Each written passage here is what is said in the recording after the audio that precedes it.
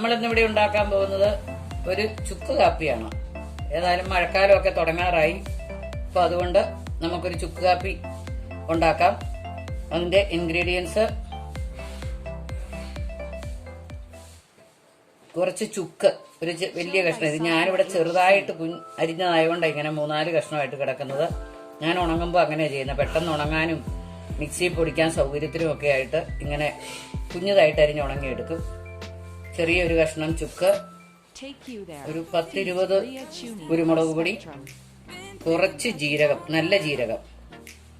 പിന്നെ നമുക്ക് വേണ്ടത് ആവശ്യത്തിന്, അതിന് മധുരത്തിന് ആവശ്യത്തിനുള്ള ശർക്കര, 1/2 ടീസ്പൂൺ കാപ്പിപ്പൊടി, 2 പനിക്കൂർക്കയില, തുളസിയില. ഇത്രയുമാണ് നമുക്കിതിന് ആവശ്യമായ ഇൻഗ്രീഡിയൻസ്. ഇത് ശർക്കരയ്ക്ക് പകരം നമുക്ക് കരിപ്പെട്ടിയാണ് ഏറ്റവും നല്ലത്. കരിപ്പെട്ടിയോ കൽക്കണ്ടോ ഉപയോഗിക്കാം. ഇവിടെ ശർക്കര ആണ് ഞാൻ ഉപയോഗിക്കുന്നത്. അത് ഓരോരുത്തർക്കും ഉചിതമായിട്ട്. പഞ്ചസാര മാത്രം ഉപയോഗിക്കരുത്. ബാക്കി മധുരത്തിന് തേനോ ബാക്കി എന്ത് വേണേലും നമുക്ക് ഉപയോഗിക്കാം. അപ്പോൾ ഇനി നമുക്ക് വെള്ളം അടുപ്പിൽ വെക്കാം. നമ്മൾ പാൻ അടുപ്പത്ത് വെച്ചിട്ടുണ്ട്.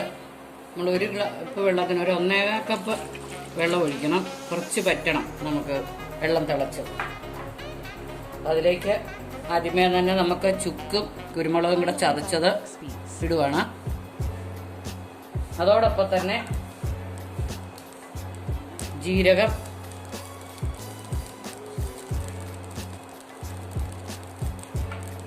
ഇത്രയും നമുക്ക് നല്ലതായിട്ട് ഒരു 2-3 മിനിറ്റ് തിളയ്ക്കണം.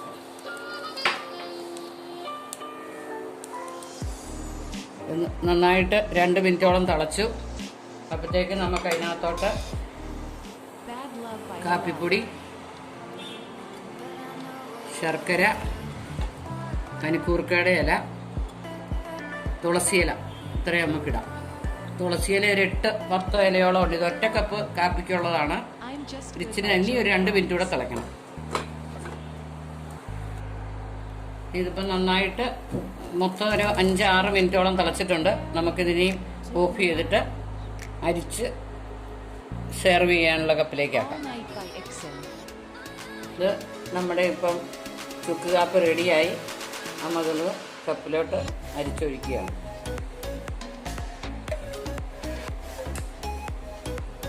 ഇവിടെ നമ്മുടെ ചുക്ക് കാപ്പി റെഡിയായി. ഈ മഴക്കാലത്ത് വളരെ ഉപകാരപ്പെട്ട ഒരെണ്ണമാണ്.